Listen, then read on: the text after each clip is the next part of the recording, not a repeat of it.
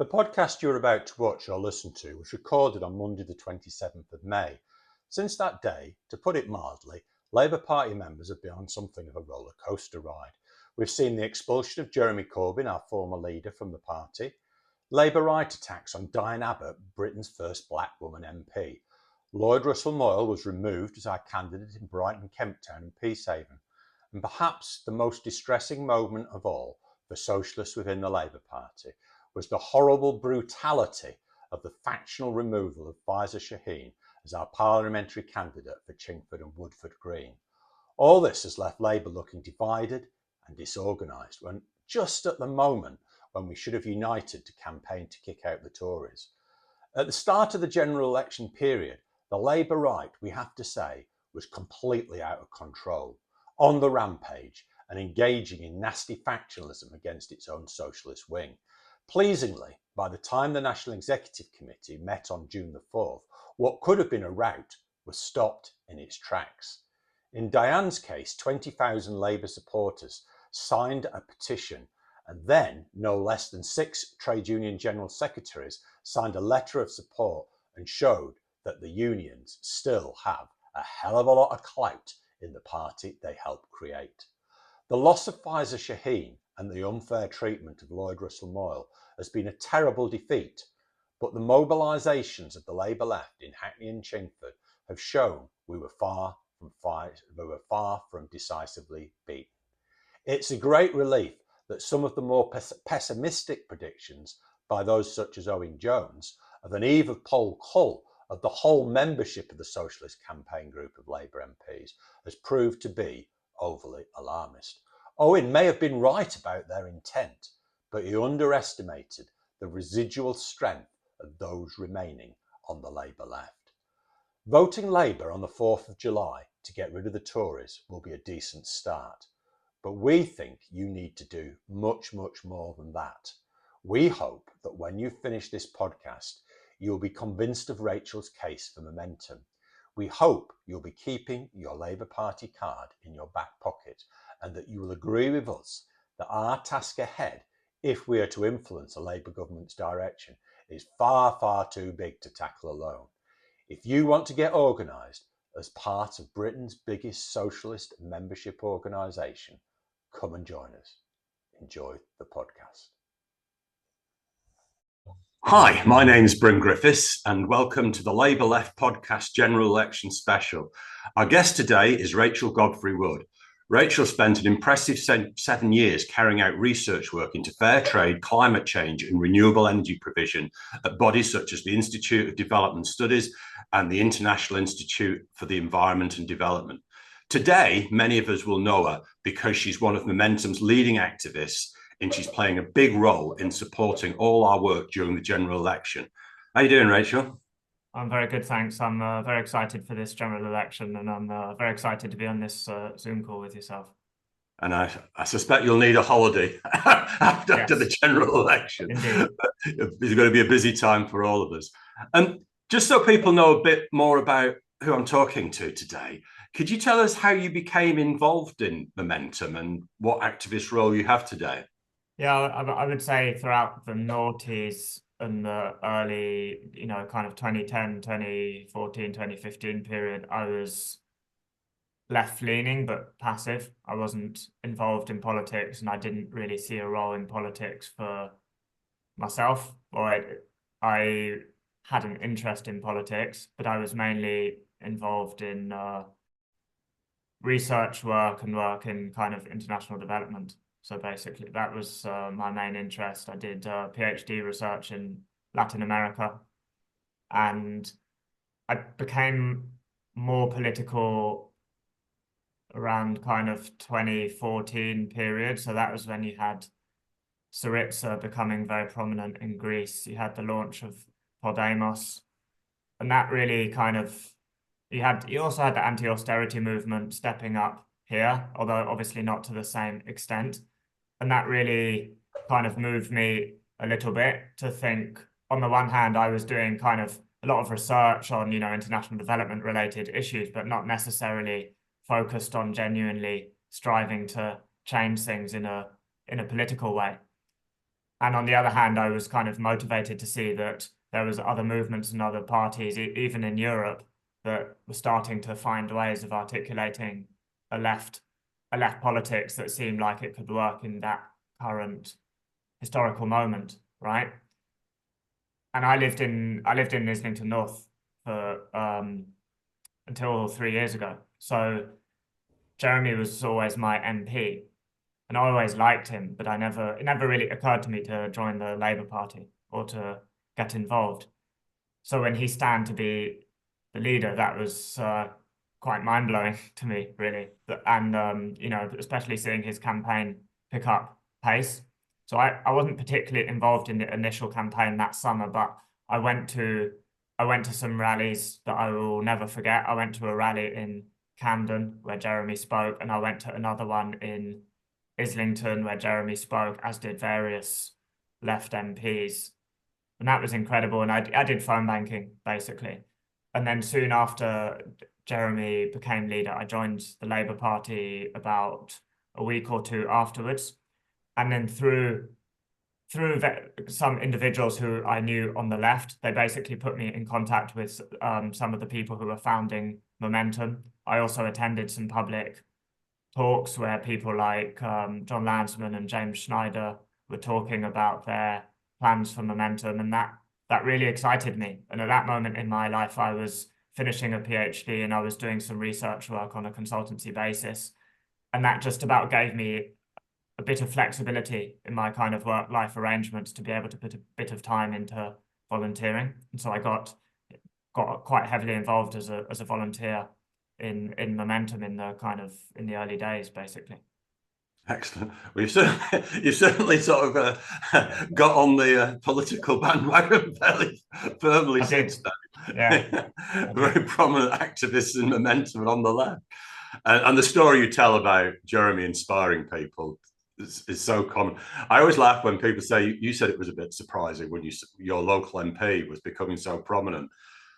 Those of us that remember meeting Jeremy early in the 1980s, you were surprised. We were stunned when the leadership campaign broke out. But it was a fantastic moment. Well, let's get more contemporary now. And I think between now and the 4th of July, politics is going to be dominated by election fever. And it's one of those moments, isn't it, where millions of people will suddenly be drawn into discussing politics, and thousands of Labour movement activists will become actively involved in the campaign. Now, I think it's absolutely crucial at moments like this that the left gets its intervention right and acts to put the left in a better position than it is now post-election. So I think that's what we're about today. So back in March, we had our Momentum convention. And one of the big issues, probably the biggest issue we discussed, was defining our socialist intervention in the 24 general election campaign. We didn't realise at the time how soon it was going to be. To put it mildly, the political situation has changed hugely since you became involved. And Momentum took the 2017 general election by storm with that fantastic mobilisation of the young vote. Now, we're now in 24. How should socialists approach this year's general election, Rachel? First and foremost, we can't sit it out. That would be a grave mistake. General elections are times when millions of people become politically aware in a way that doesn't happen between elections. From Momentum's perspective, first and foremost, look, we want the Tories out. That's not because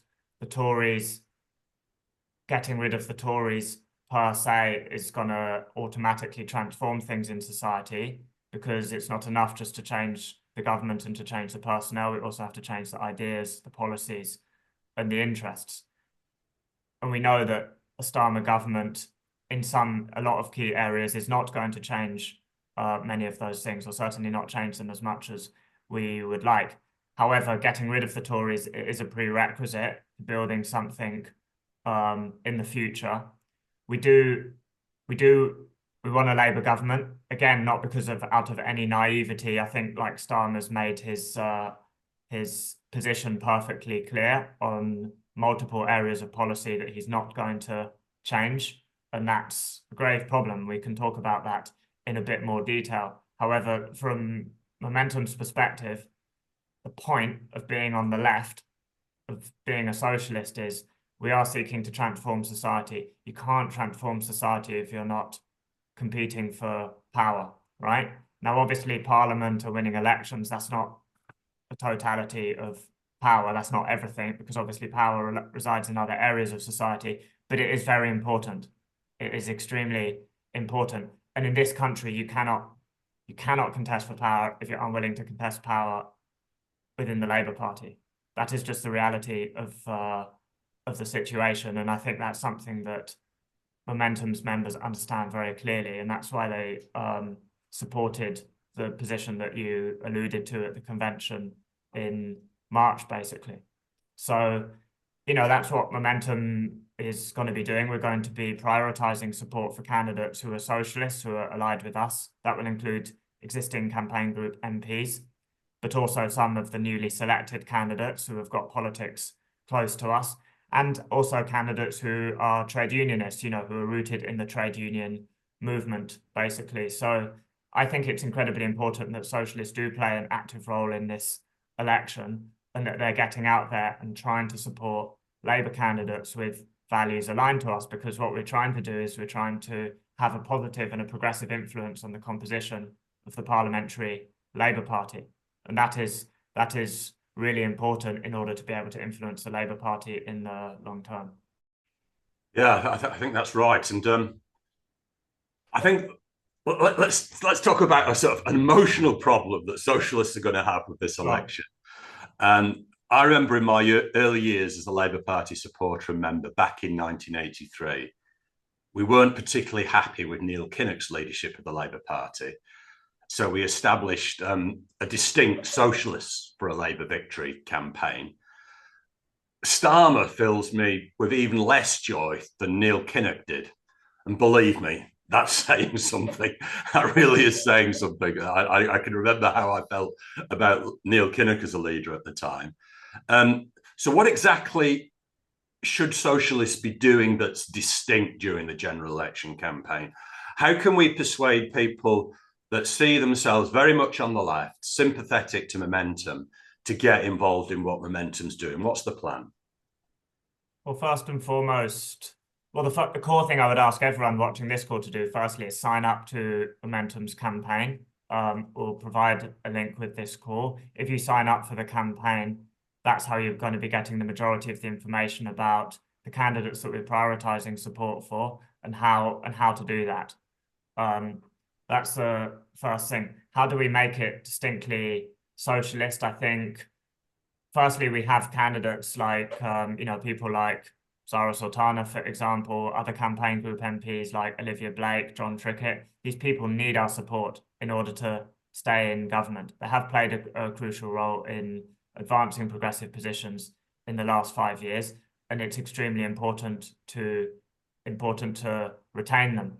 In terms of like Momentum's position, we've been very clear. You know, we've consistently criticised and deplored the kind of anti-democratic actions of Starmer and the reactionary policy positions as well. But at the same time, we have to make sure that we're still maintaining a long-term project which genuinely has potential to change things in the long term, right? It's not just about this election campaign and then everything stops. This election campaign is just part of a much longer process. So I think it's important for socialists to make sure that the actions they take during this election campaign leave themselves in a position to be able to influence things in the 5 years that are coming. And I think socialists will find that they'll have a much better chance in the long term of changing things for the better if they are still in the Labour Party.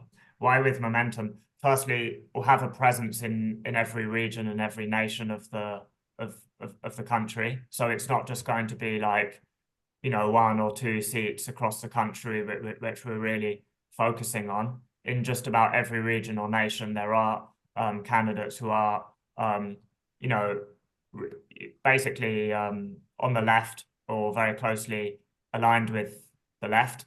Within Momentum, all of our positions, it comes from democratic decisions. You referred to the convention yourself, which was available to all Momentum members in March. And so a lot of the positions we're taking have been deliberated over for the last year or two, basically. It hasn't come just from nowhere or in the rush of the moment. And the other thing I would say about why people should campaign for Momentum is that Momentum, we have a continual work stream, basically, like continual areas of work. So people who get involved with things during this general election campaign, there will be opportunities for them to take on more responsibility in the aftermath. We have programs such as the Leo Panic Leadership Programme, the Future Councillor Programme. These are all opportunities in order to prepare people, to skill people up so that they can get into positions where they can influence things for the better. So I think people should get involved, both because they'll be able to have a bigger impact if they're campaigning with Momentum, because wherever they live in the country, there will be a candidate at least within 1 or 2 hours of them that we'll be recommending them to go and support, and hopefully we'll get a lot of those people elected on 5th of July. But secondly, because anyone who gets involved in Momentum now, they'll have more opportunities to change things going forward over the next few years. It's a great start to vote Labour, get involved in the general election, support left candidates, but to have a real impact after the general election, I think people need to get organised. So what can they do with Momentum? If they get involved and enthused during the general election campaign, how do they get involved? What kind of activities can they be engaged in as Momentum supporters? Look, it is very difficult. Like, let's be real. In the last 5 years, we've seen a progressive shutting down of democratic spaces within the Labour Party, right? We've seen attacks on activists, unjust expulsions, MPs being removed just for their political positions. We've seen all manner of kind of chicanery and arbitrary action on the basis of, within the Labour Party machinery. And it is hostile. It's not a nice space to be on the left. So I'm not soft soaping how difficult it is, particularly in some specific CLPs. However, in many ways, the reason it is that hostile is precisely because that is where the power lies, right?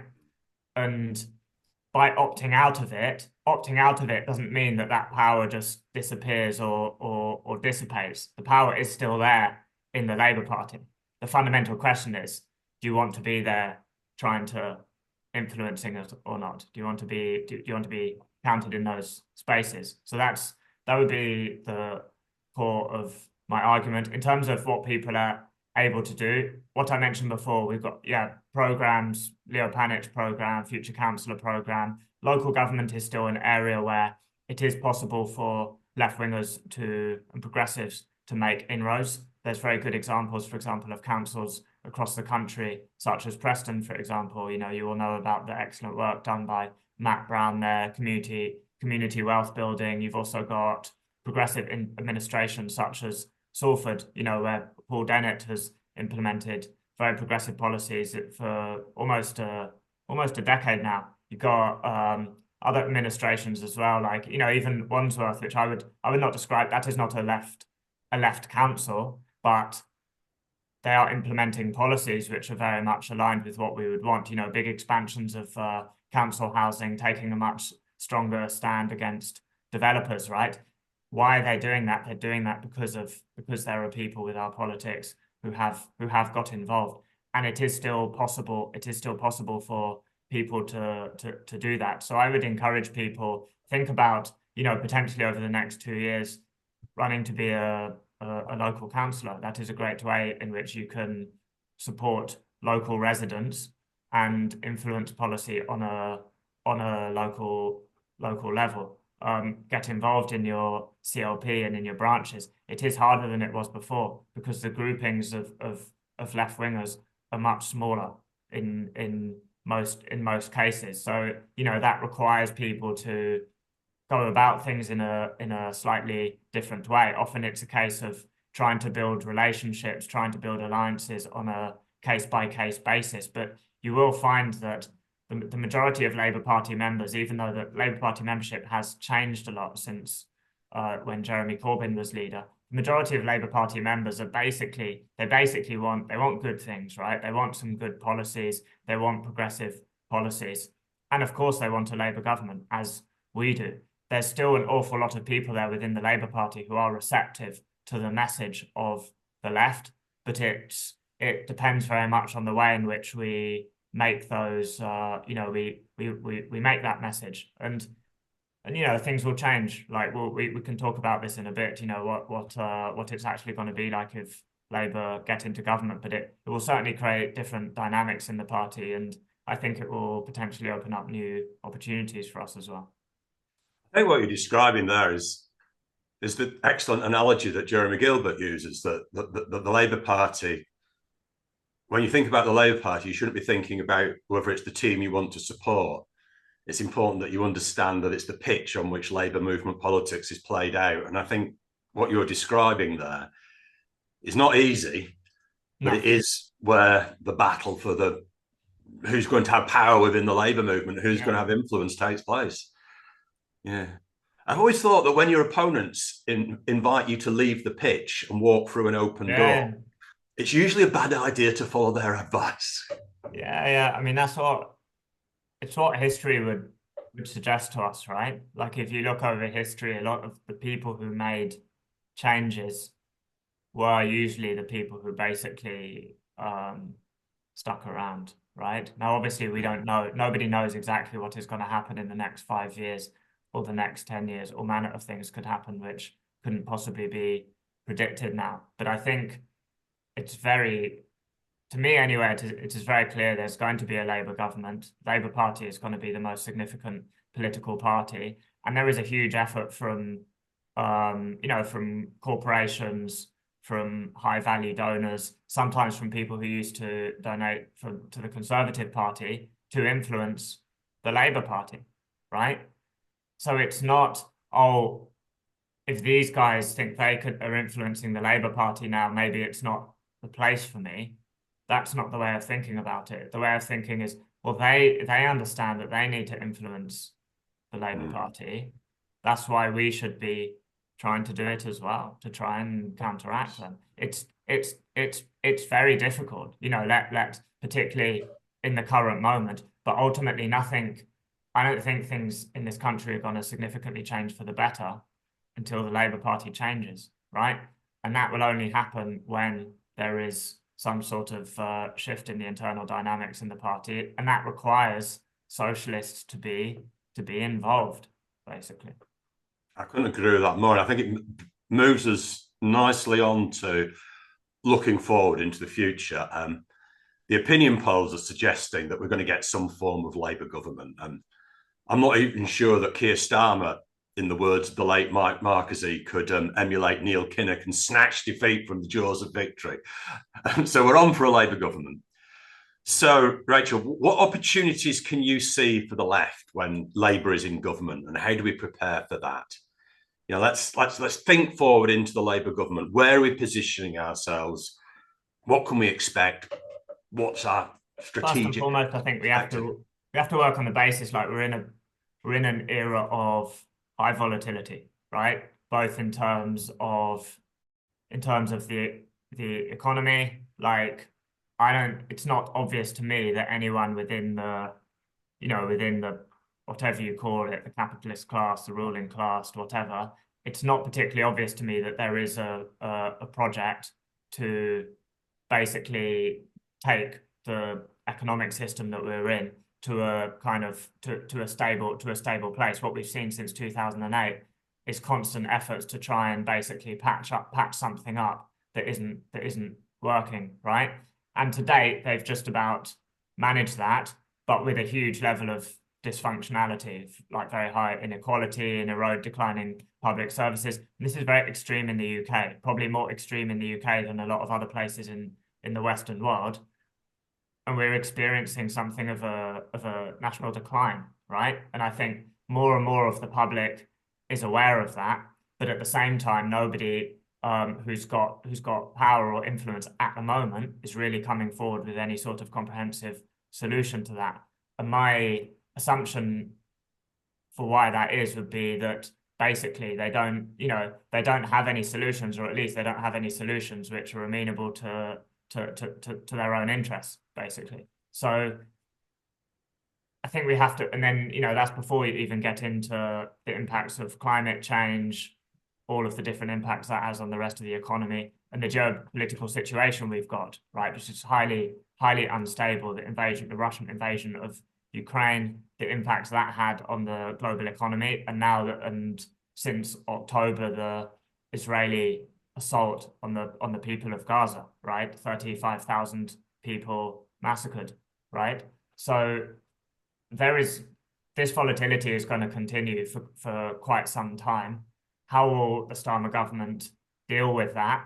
All of the indications are, at the moment, based on what they've said, and also based on the types of interest groups, particularly, as I said before, the big money donors and their interest in the Labour Party, all the indications are that it is going to be a government with quite a high degree of continuity with the existing Conservative, with the Conservative government of the last 14 years. If they do that, and if they refuse to implement policies that could actually improve things, then I think, unfortunately, from the perspective of the Labour Party, unfortunately, you're going to see popularity fall. You're going to see popularity decline.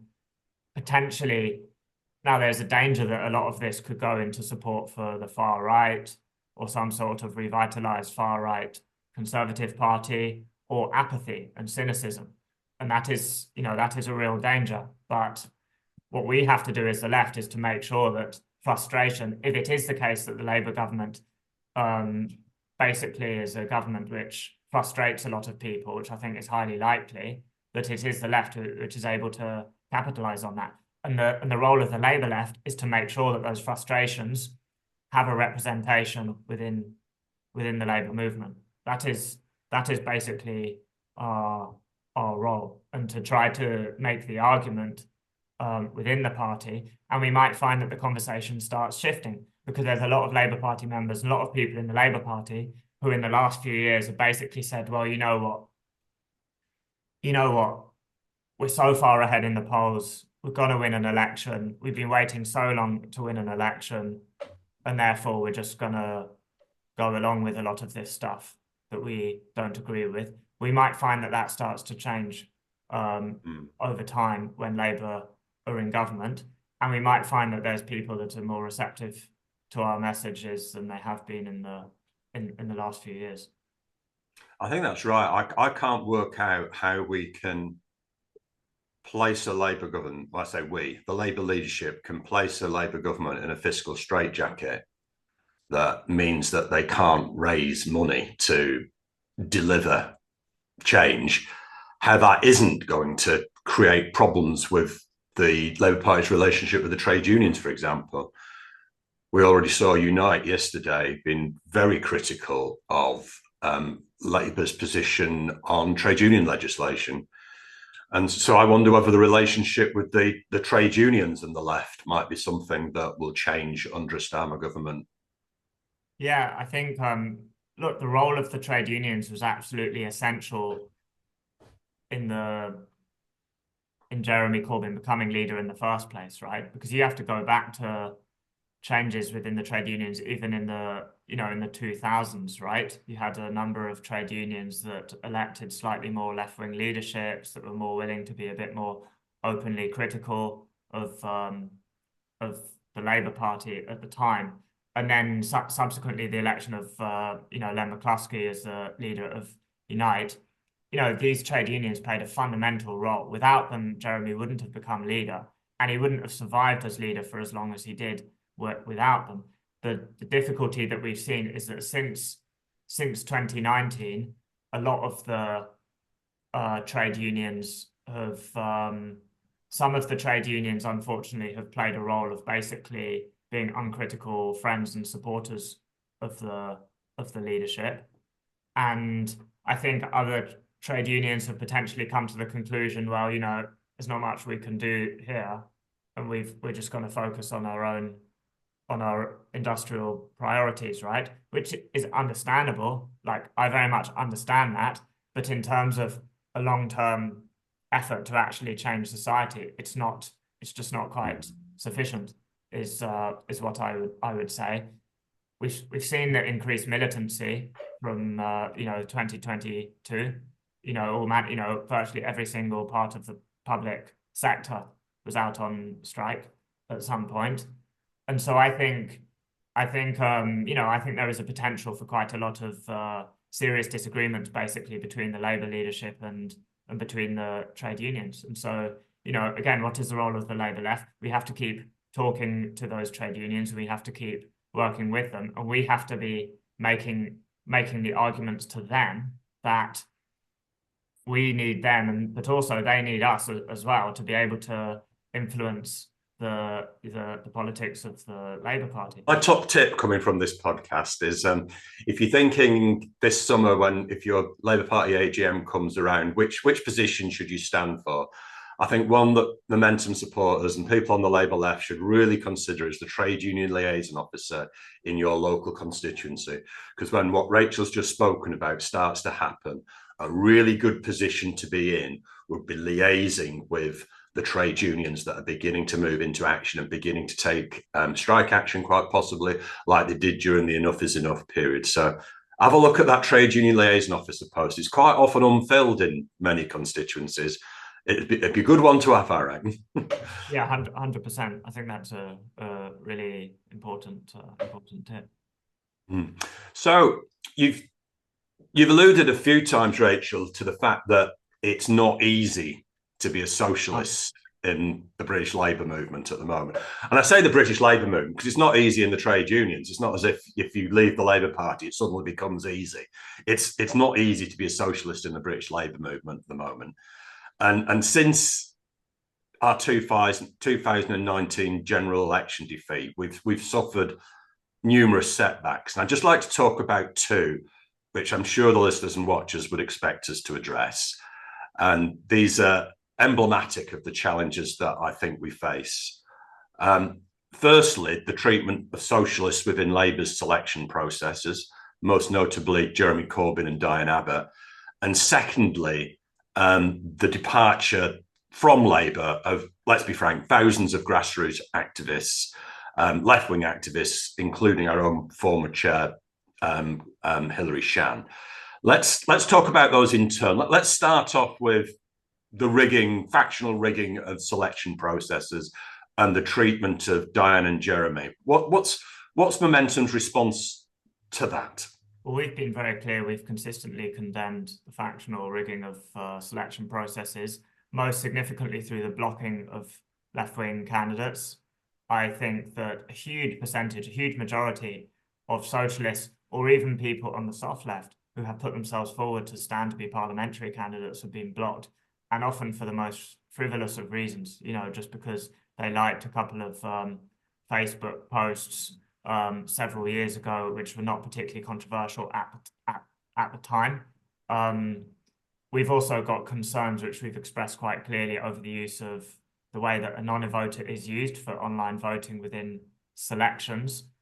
It's a very opaque system, the way that it is run, and the party hasn't taken any measures to guarantee a greater degree of transparency in the use of those systems. These are just some of the things that are going on, and it is to a new level compared to anything that has existed in the past. Because yes, there has always been kind of manoeuvres around parliamentary selections. Yes, there have been candidates that have been blocked from time to time. You'll be aware of examples going back to the 1980s and the 1990s, but there has never been such a systematic, transparently, factionally motivated blocking of candidates in the way that there has been now, even to the extent that allies of the leadership, they even openly brief about it. I mean, it's not like it's not a theory. This is something that allies of the leadership have even gone to the media and say, yeah, this is what we're doing. Isn't it fantastic?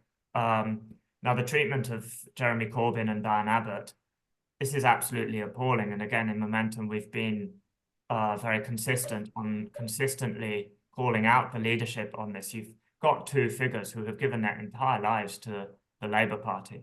The people who have had, who have given everything they've got to the party for going back decades, 4 decades, 5 decades. You've got Diane Abbott, an absolute trailblazer, the first black female MP, somebody who's been a consistent anti-racist for her entire political life. And yeah, as we said, what she said was not right, and it was the right thing that it was right that she apologized for it. But when you compare the double standards with how some other MPs more aligned with the leadership have been treated, it's a clear hypocrisy.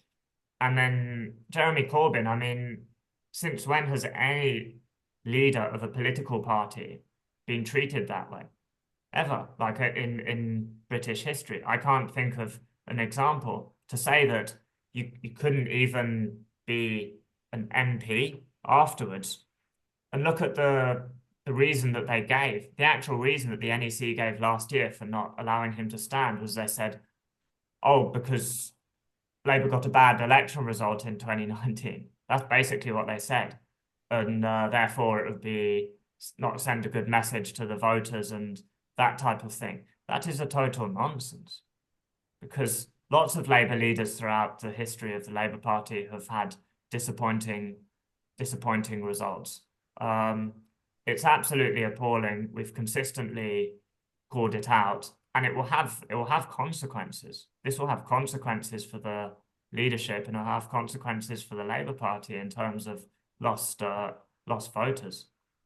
I mean, my experience is I was campaigning for Sadiq Khan recently in Haringey in North London, and there is a growing disaffection with the Labour Party from the left, particularly over Gaza, the failure of the leadership to consistently oppose what is systematic war crimes, what the International Court of Justice has said, a plausible case for genocide. And the leadership of the party has failed to consistently condemn it. And indeed, in the early weeks, they clearly endorsed it. You know, they endorsed what Israel was doing, and it will have consequences. I don't think it will be consequences enough to stop Labour forming a majority government. But, you know, you're talking about a growing body of voters who are very disaffected with the Labour Party. So it's dreadful, and it's it's an absolute mess basically that Starmer and his allies have got us into. I agree, and I don't think we can say loudly enough that the mess that exists in Islington North of a former Labour leader standing on a different platform to the Labour Party and dividing the Labour vote. I think we've got to be quite clear that the blame for that lies with Keir Starmer's faction within the Labour Party. They've caused that mess, and I think it's a tragedy. 100%. Let's move on to Hillary. I actually interviewed her on a recent Labour Left podcast as the co-chair of Momentum. But now she's resigned not only from Momentum, but left the Labour Party as well. What happened there, Rachel? Well, I mean, Hillary was a fantastic chair. She gave it 100% when she was chair of the organisation. She put in so much time. It's not an easy thing to be an elected leader of an organisation like Momentum, particularly in the current context. And Hillary gave it all that she had. I think, look, I mean, as you will be aware, her constituency party in East Worthing and Shoreham, they came under increasingly systematic attacks, basically, from the regional party. They were prevented the opportunity to select their parliamentary candidate, for example. That's in spite of having built up the Labour Party there for the previous 5 years, you know, actually winning the council for the first time, basically. And so the party acted in a totally arbitrary and authoritarian way that made it increasingly difficult for Hillary to keep operating there. And you know, and that's unfortunate, but that's where we are. That's the political moment that we're in. So you know, we just have to keep going, basically. It's an extraordinary turnaround of events, isn't it? That we constantly get lectured by the centrists and the Starmerites within the Labour Party about the need to win elections. there can't be a Labour group in the country Yeah. that has been more successful at winning elections than Worthing. They went from literally not so many years ago having 0 councillors. They didn't have a Labour group, nada, nothing. And now they control the Worthing Labour group. The Labour officials wouldn't not only allow the left-wing candidate to stand for selection, they excluded the moderate, more soft left candidate as well. There wasn't a single activist that had led that transformation of Worthing that was allowed to stand. And I don't agree with what Hillary's done, but on an emotional level, you can only understand what excellent comrades like the people in the Worthing Labour group must feel like. It's absolutely terrible. And as I said before, it will have costs. I'm sure there's people, allied with the leadership who think, marvelous, very clever, getting all their loyalists in. But like, this stuff will have, it will absolutely have consequences, because, you have a whole generation of MPs who basically don't have genuine legitimacy within their own constituency parties, and basically owe their allegiances to very, very specific, just very specific kind of loyalties and favours that they've been given in order to get into those positions. And that's not a recipe for stability at all. It really isn't. So yeah, we'll have to see how this stuff plays out. But there will be, and there are quite a broad section of people in the party who I think are actually appalled by these types of actions. The difference is, I guess, is that those of us who are very much on the socialist left, we're more willing to speak out about it. But, at some point in the future, I'm sure there will be a wider section of people who will be willing to speak out about it. So as we move towards the end of the interview, Rachel, we've dwelt quite rightly on the setbacks there. Could you sort of paint for us a picture of the positive case for staying in the Labour Party? What's the socialist case for doing what Momentum's doing? Socialist case for it is that, what do we want to achieve as socialists? Do we want to be trying to focus on some quite specific short-term wins at a small scale, and then hoping that somehow that these small wins will have some sort of impact on the wider political system? Or on the other hand, do we want to be in a long-term effort to actually change, actually take positions of power in order to achieve a transformation of society? Because if it's the latter, we have to stay in the Labour Party, basically, however difficult it is. And just because it gets difficult, it gets humiliating, it gets painful, sometimes it can create some quite difficult situations, or situations that don't make a lot of emotional sense from time to time. But even with all that, none of that makes it any less important. I think that there are weaknesses to Starmer's project, and if they don't implement the policies that the Labour Party and the Labour government would actually need to succeed, and to actually generate a deep level of sustained support from wider society, I hope they do that, but it seems quite unlikely that they will do that, then they'll run into problems, right? And we know from history that things in the Labour Party can get very bad, but they also change, but they're not going to change without socialists being involved and trying to drive that change. Yeah, I think that post-election, our job in the Labour Party as the left is going to be, we're going to be the voice, the transmission debate belt for all those campaigns, those trade union actions, the women's movement, the Black People's movement, the movement for ceasefire in Palestine. We are going to be the people that are trying as hard as we possibly can to give that a voice within the Labour Party. and it's going to be twice as important as it was before, because that party's going to be in government. So I think that we've got to position ourselves as the voice of those extra parliamentary forces come July. 100%. So finally, Rachel, I think we've had a look at the political situation. Who knows what's going to happen during the crazy time of a general election? We've seen Rishi standing in the rain, and this morning they announced national service for young people, which seems like a completely crazy policy. So who knows what we're going to face in the next few weeks. But before we end the podcast, regular listeners and watchers will know that I always like to end on a positive note, where I ask the guest to talk about their class hero of the month, who's inspired them to become the socialist they are today. So there's some fantastic people in the Labour Left podcast Class Hero Hall of Fame.